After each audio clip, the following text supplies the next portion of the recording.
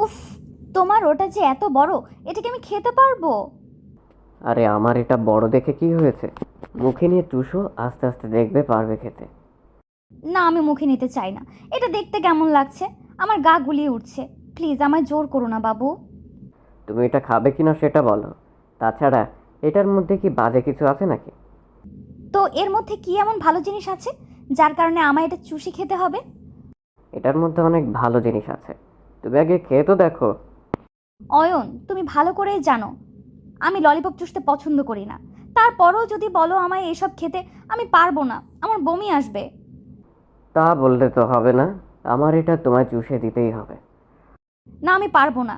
Please একটু বোঝার চেষ্টা করো সোনা। আমিও কিছুই বুঝতে চাই না, আমার এটাকে চুষতে হবেই। এটা আমার শেষ কথা। অয়ন অধরাকে ভীষণ রকম জোর করছে ললিপপ চুষে খাওয়ার জন্য, কিন্তু অধরা কোনোভাবেই নিজের অপছন্দের জিনিসটা করতে চাইছে না। অয়ন বারবার করে অধরার মুখের সামনে ললিপপ এগিয়ে দিচ্ছে, তবে অধরা কোনোভাবেই এই ললিপপ নিজের মুখে নিচ্ছে না। অয়ন অধরাকে ললিপপ খাওয়াতে চাওয়ার পেছনে একটা কারণ আছে, সেটা হলো অধরার এনার্জির অভাব। আর ললিপপ বা চকলেট জাতীয় খাবার সুগার থাকে, যা একটু এনার্জি দেবে। অয়ন জোর করে অধরার মুখে ললিপপ ঢুকিয়ে দিতেই অধরার মুখটা কুঁচকে যায়। অধরা নিজের মুখটা কুঁচকে নিয়ে ললিপপ খাচ্ছে আর অয়নের দিকে চোখ মুখ কুঁচকে তাকিয়ে আছে। অধরার মুখটা দেখে অয়নের ভীষণ হাসি আসছে। অয়ন নিজের হাসিকে আটকে রাখতে পারল না। অধরার দিকে তাকিয়ে হেসে ফেলল অয়ন। অধরা অয়নকে হাসতে দেখে অয়নকে উদ্দেশ্য করে বলল, জোর করে এটা আমায় খাইয়ে কি এখন খুব খুশি হয়েছো, তাই না? আমি তোমায় জোর করে কি খাইয়েছি বলো আমায়? তুমি নিজের কেয়ার করো না। এখন চকলেটটা পুরো খেলে তোমার শরীরে এনার্জি আসবে। অ্যালার্জি আসার জন্য কি এটা খেতে হয় নাকি? এনার্জি আসার জন্য কি এটা খেতে হয় নাকি? এনার্জি আসার জন্য অন্য কিছুও খাওয়া যায়, আর সেটা আমার খুব পছন্দেরও হতো। ওমা, সেটা আবার কি? জানো না সেটা কি? জানি তো। বলো না, কি আর বিকল্প খাওয়া যেত? কেন? তোমার চোখের মধু। জানো, রিসার্চ করে জানা গেছে লিপ কিস করলে অনেক এনার্জি পাস হয়, যেটা স্বাস্থ্যের জন্য অনেক উপকারী। তাই নাকি? কোন ডাক্তার বা কোন বিজ্ঞানীটা রিসার্চ করেছে বলো আমায়? আমারও তো জানতে হবে কে এমন জিনিসের সংজ্ঞা দিয়েছে। বলো বলো, আমি এক্ষুনি শুনবো। সব জিনিস নিয়ে মজা করো না, ওকে? আমি তোমার সাথে মিথ্যা কথা বলছি না, আমি যেটা বলছি সেটা একদম সত্যি কথা। তাহলে তো আর ললিপপ খাওয়া লাগবে না তোমার। দাও, এটা আমার কাছে দাও। অয়ন কথাটা বলতেই অধরার মুখ থেকে ললিপপটা একটানে বের করে নিয়ে নিজের মুখে পুরে নিল। অয়ন অধরার মুখ থেকে ললিপপটা নিজের মুখে নিয়ে নিতেই অধরা অয়নকে উদ্দেশ্য করে কৌতূহলী কণ্ঠে বলে উঠল, ছি, তুমি আবার এটা করা ললিপপ নিজের মুখে নিয়ে নিলে? তোমার কি একটু ঘৃণা করছে না? ওমা, এটা আবার ঘৃণা করার মতো কি হলো? তাছাড়া এটা কি খারাপ কিছু নাকি? একটা ভালো জিনিস, এটা খাওয়া যায়। না, এটা আমার মুখের জিনিস, এটা তুমি খেতে পারবে না। বের করো মুখ থেকে, আমি খাবো। এখন তো এটাই আমার লালা লেগে গেছে, তাই এখন এটা বের করে তুমি খেলে তুমি অসুস্থ হয়ে পড়বে। তাছাড়া আমি চাই না আমার আদরিনী বউটার শরীর অসুস্থ হোক, তাই এটা আমি খাবো। থুর, তোমায় আর কি বলবো। তুমি না, একটু না, অনেক বড় ফাজিল হয়েছো। তুমি ললিপপ খাও, আমি গিয়ে একটু বাহির থেকে ঘুরে আসছি। বাইরে থেকে কোথায়? বাহির থেকে মানে রান্নাঘর থেকে। আজ কি রান্না করব সেটাও তো দেখতে হবে, তাই না? তুমি বসো, আমি গিয়ে দেখে আসছি। আচ্ছা ঠিক আছে, যাও, তবে সাবধানে। ওকে, আমি কিন্তু রান্নাঘরে আছি, যে কোনো দরকারে তুমি আমায় ডেকে নেবে। অধরা কথাটা বলতেই অয়নের পাশ থেকে উঠে চলে যায় রান্না করতে। ওইদিকে অয়ন অধরার দিকে তাকিয়ে মুচকি মুচকি হাসছে, কারণ অধরা বারবার করে অয়নকে বলেছে রান্নাঘরে চলে যাচ্ছে সে। আসলে প্রায় প্রতিটা নারী চায় তার প্রিয় ভালোবাসার মানুষটি যেন রান্না করার সময় তাকে বিরক্ত করে, আর এই বিরক্তি করাটা যেন নারীর কাছে এক অন্যরকম ভালোবাসা। অধরা রুম থেকে চলে যেতেই অয়ন নিজের ফোনটা হাতে নিল। অয়ন ফোনটা হাতে নিয়ে লাবণী অয়নকে কল করলো। লাবণী হলো অধরার চাচাতো বোন, অনেক দুষ্টু একটা মেয়ে হলো এই লাবণী। সবসময় হাসি খুশি দিয়ে মাতিয়ে রাখে সব। লাবণী কল দিতেই অয়ন কলটা পিক করলো। লাবণী অয়নকে উদ্দেশ্য করে মুচকি হেসে বলতে লাগলো, কি অবস্থা অয়ন সাহেব? আপনার দেখে কোনো খবরই নেই। আমার খবর কেমন করে থাকবে? আমি এতটাও সেলিব্রিটি এখনো হয়ে যায়নি যে আমার খবর টিভিতে দেখানো হবে। ও মা, তাই? আপনিও দেখছি একটু একটু করে ভালোই মজা করা শিখেছেন। মজা আমি না, তুমি করছো ফাজিল। বলো কেন কল করেছো? কল করেছি তো আপনার সাথে একটু মজা করতে। আপনি কি বিজি নাকি? না, আমি সারাদিন ফ্রি। তাছাড়া আমি তো তোমার কলের জন্য অপেক্ষা করছিলাম। তুমি কল না করলে আমি নিজেই কল করতাম। আহ, তাই নাকি? আপনি যে আমার সাথে ভালোই মজা নিচ্ছেন সেটা আমি খুব ভালোই জানি। আরে মজা না, সত্যি। সে কবে তোমার দেখা পেয়েছি, আর তো কোনো দেখা নেই। আমার মনটা বড্ড ছটফট করেছে তোমার দেখা পাওয়ার জন্য। ও মা, তাই নাকি? আমার সাথে দেখা করতে তো আপনার ইচ্ছেই করে না। আমি যখন আপনার কাছে যাই আপনি তখনই আমার থেকে নিজেকে এড়িয়ে দূরে রাখার চেষ্টা করেন। আমি জানি না ভেবেছেন নাকি? তুমি তো সবসময় ভুলটাই জানো, সঠিক কিছু তো আর জানবে না। আমি তোমার দেখা পাওয়ার জন্য বড্ড উদগ্রীব হয়ে আছি। কবে আসছো বলো? হুম, আসবো সময় করে। এখন সামনে পরীক্ষা আসছে, তাই এখন আসতে পারছি না। আচ্ছা, তবে সময় করে এসো। কেমন, আমায় আরও অপেক্ষা করো। অয়ন লাবণীকে কথাটা বলতেই দুম করে অয়নের রুমে অধরা চলে আসে। অধরা এসে অয়নের সব কথা ঠিক শুনে ফেলল। অয়নের কথা শুনে অধরা ঠাই দাঁড়িয়ে পড়ল। অয়ন তো অন্য কারোর সাথে কথা বলার সময় এমন করে হেসে হেসে কথা বলে না। অয়নকে এমন করে হেসে হেসে কথা বলতে দেখে অধরার কৌতূহলী কণ্ঠে অয়নকে উদ্দেশ্য করে বলে উঠল, এই অয়ন, কার সাথে কথা বলছো? আরে অধরা, তুমি এসেছো? লাবণীর সাথে কথা বলছিলাম, আমার আদরের শালির সাথে। ও আচ্ছা, বিরক্ত করলাম না তো?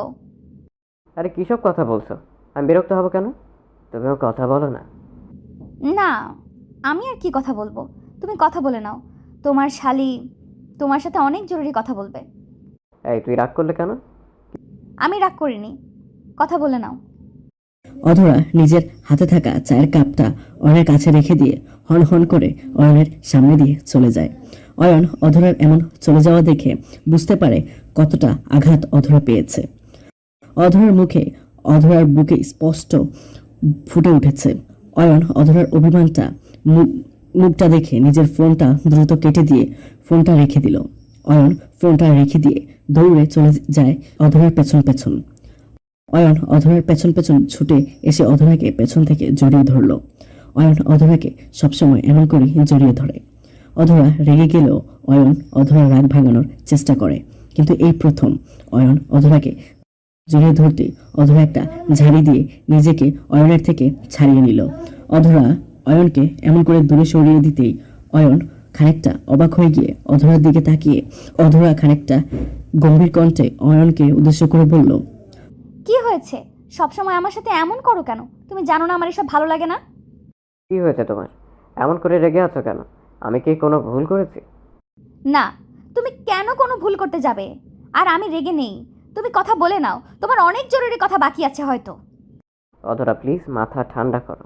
আমি তোকে নিজের বোন ভেবে কথা বলেছি, তাছাড়া আর কি ভেবে কথা বলবো বলো? সেটা তুমি তোমার ইচ্ছা মতো কথা বলতেই পারো। আর আমি কি একবারও বারণ করেছি তোমায় কিছু বলতে? অধরা প্লিজ, রেগেছে কোনো আমার উপর? তুমি যে আমার উপর রেগে আছো সেটা আমি বেশ ভালোই বুঝতে পারছি। আমি রেগে নেই, আমি এখন কাজ করছি, আমার কাজটা শেষ করতে হবে। প্লিজ আমায় বিরক্ত করো না। অধরার কথাটা বলতেই অয়নের পাশ থেকে সরে গিয়ে নিজের কাজ করতে লাগলো। অয়ন বোকার মতো ঠাই দাঁড়িয়ে আছে। অধরা কি করে বোঝাবে কিছুই যেন অয়ন বুঝতে পারছে না। অয়ন কিছু সময় দাঁড়িয়ে থাকার পর অধরা রান্না শেষ করে বাহিরে এলো। অধরা অয়নের সামনে দিয়ে চলে যেতে নিতেই অয়ন দুম করে অধরার হাত ধরে ফেলল। অধরাকে একটা হ্যাঁচকা টান দিয়ে নিজের বুকে নিয়ে এসে অয়ন আলতো করে অধরার গালের উপর নিজের হাত জোড়া রাখলো। অয়ন অধরার গালের উপর নিজের হাত রেখে অধরাকে উদ্দেশ্য করে মৃদু কণ্ঠে বলল, অধরা, আমি তোমার স্বামী। নিজের স্বামীর থেকে তুমি সবটা লুকাতে চাইলেও কি পারবে?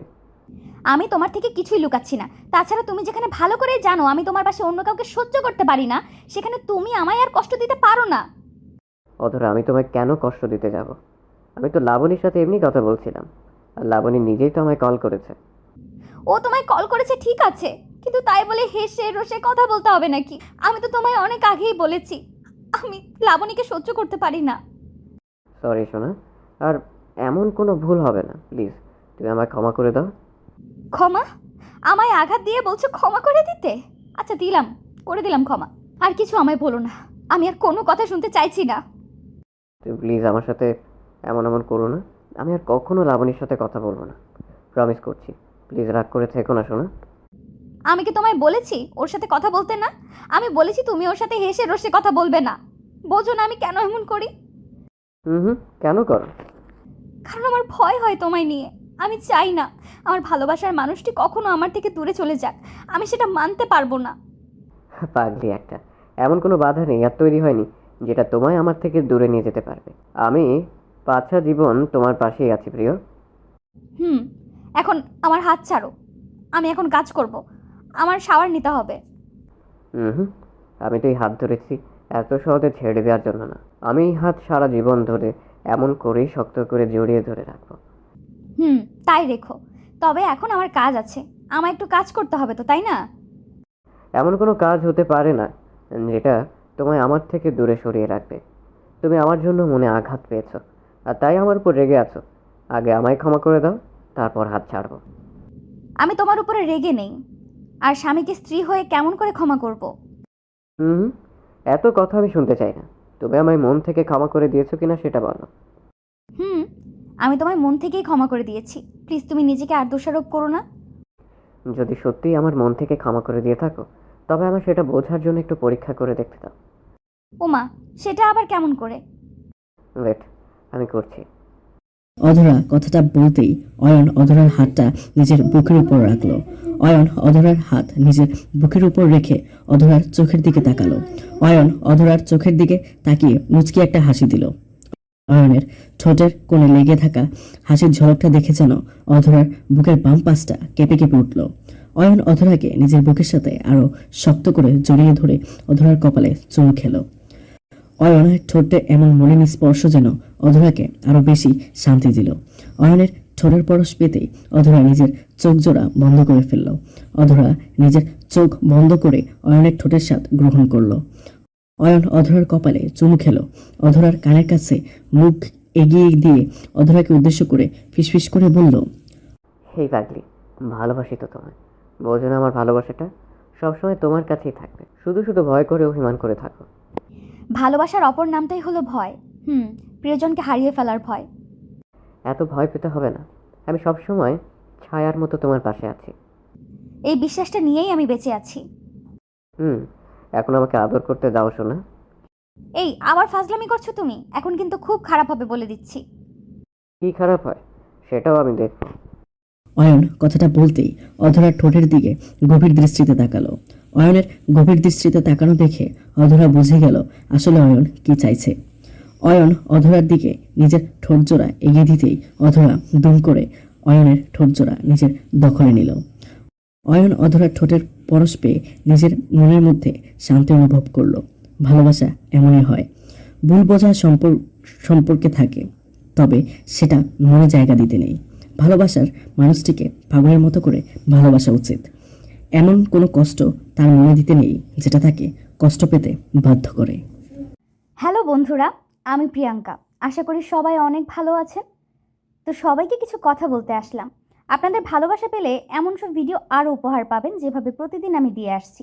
ভিডিওগুলো বানাতে অনেক কষ্ট হয়, আমি জানি। এই ভিডিওটি অনেক মানুষই দেখবেন, তাই শুরু করার আগে কিছু কথা বলতে চাই।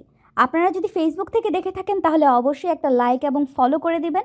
আর যদি ইউটিউব থেকে দেখে থাকেন তাহলে অবশ্যই সাবস্ক্রাইব করে দেবেন। ভিডিওটি দেখার আগে সবার কাছে ছোট্ট একটা রিকোয়েস্ট করতে চাই, প্লিজ প্লিজ প্লিজ যারা ভিডিওটি দেখবেন সবাই একটা করে অবশ্যই সাবস্ক্রাইব করে যাবেন যদি ইউটিউব থেকে দেখে থাকেন।